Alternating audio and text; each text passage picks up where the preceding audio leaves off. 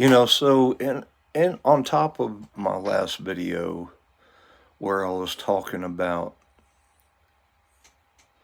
the spirit that we have before we're born again of water and the spirit of man, or the spirit of the world, as Paul describes in 1 Corinthians chapter 2 and Romans chapter 8, verse 15. And some people are oppressed by an unclean spirit, a spirit of infirmity. And in the Gospel of Mark and Matthew, that unclean spirit is described that when it's gone out of a person after they're healed by the power of God, that it goes through dry places seeking rest, and when it finds no rest, it returns to the house from where it came out.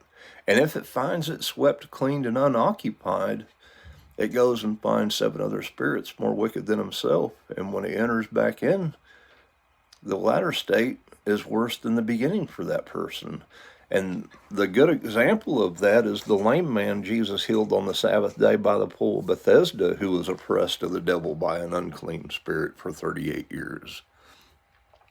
And Jesus healed him on the Sabbath day, and the Jews told him, when he saw him carrying his bed on the Sabbath day, as Jesus had commanded them to do, he said, well, the same that healed me told me to pick it up and walk with it. And he didn't know who it was because Jesus had conveyed himself away in the crowd, but no doubt he laid his bed back down to observe the righteousness by the law.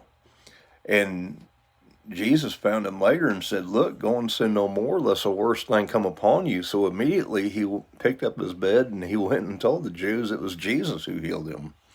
And this is what Paul is getting at in Galatians chapter 4 when he's talking about an heir, as long as he's a child, differs nothing from a servant, though he be Lord of all, but is under tutors and governors until the time appointed of the Father.